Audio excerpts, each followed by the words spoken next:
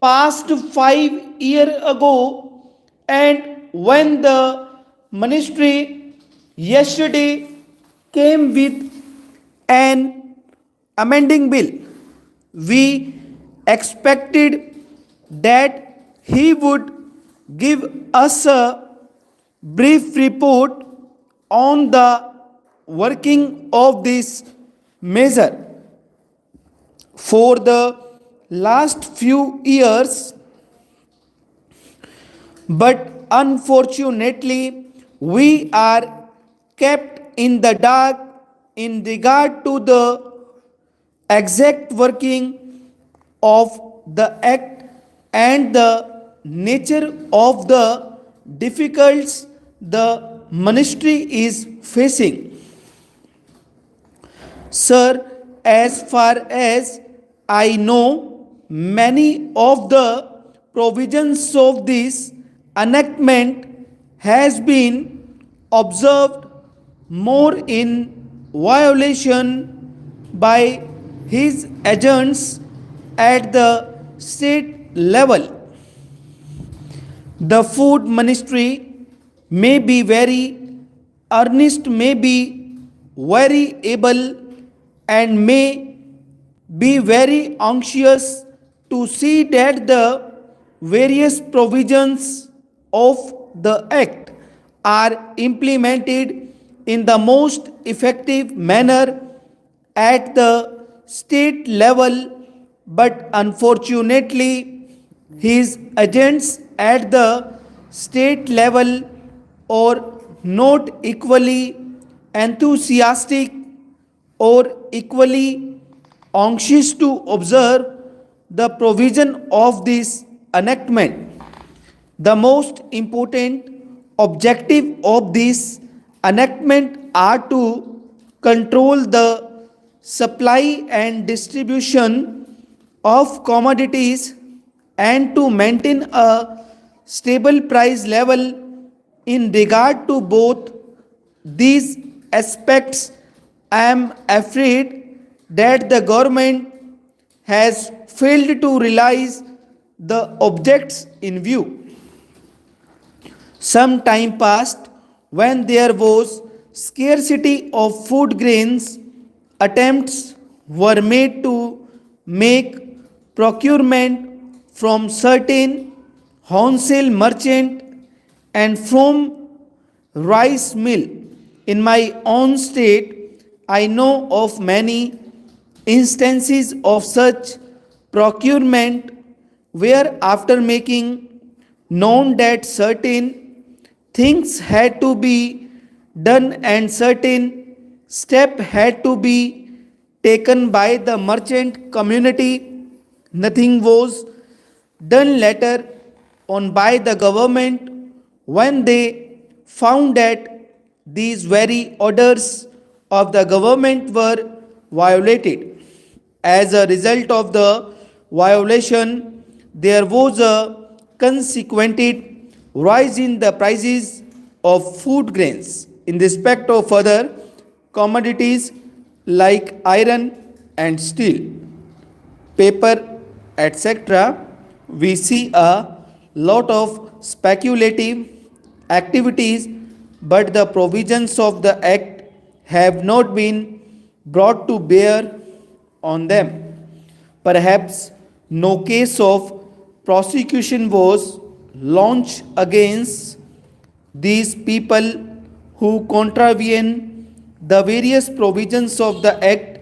We are interested to know in how many cases the government have taken steps to prosecute individuals who have violated the various sections of the Act. The ministry said that the power under the Act were not adequate.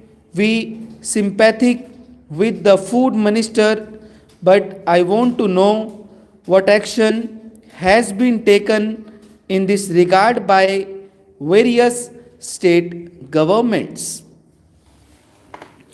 In regard to the amending provisions, I want to know from the minister what would be his difficulty, even if minor offences are taken to court of law. For instances, the Motor Vehicle Act deal with various offences, both major and minor, and various minor offences under the act are taken to courts and people are prosecuted. That is the difficulty in taking these cases of a minor nature to courts of law. There the people will have some safety that they will get a hearing, and if the offences are really offences, then they would be prosecuted, otherwise they will be acquitted. Here the minister say that there should be a security deposit. If there is a violation of a particular provision of the enactment, then the executive authority will have the power either to confiscate a part of the amount or the whole of the amount. We are clothing the executive authority with more powers. I do not grudge giving power to the executive authority, provided they are used properly and effectively and in a most fair manner. But unfortunately, there have been discrimination apart from the interference of the various provisions. Wherever these provisions were used, there had been discriminatory use of these provision against a few or in favor of a few. Normally, when officers are clothed with more power, there is large scope for corruption. I feel that it would be desirable to avoid such malpractices, and it would be desirable, I think, that even for minor offences, the parties should have a chance to define their action.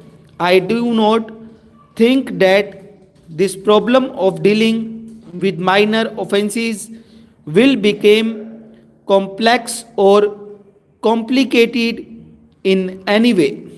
If we take them to court of law, I want a reply from the ministry in what way he is suffering from a handicap in dealing with minor offences or offences of a technical nature. The honorable member made the point that even if this thing was acceptable to the House, he did not know what amount would be demanded as security, so the minister should tell us what amount is normally expected from a license in all cases and what the offences are which are in view. We are not told which are major offences and which are minor offences. Clarification on these points are necessary. I wish that the act which came into effect long ago was implemented properly. I know that the ministry here is very earnest in implementing it, but his colleges at the state level and at the central level are disappointing him.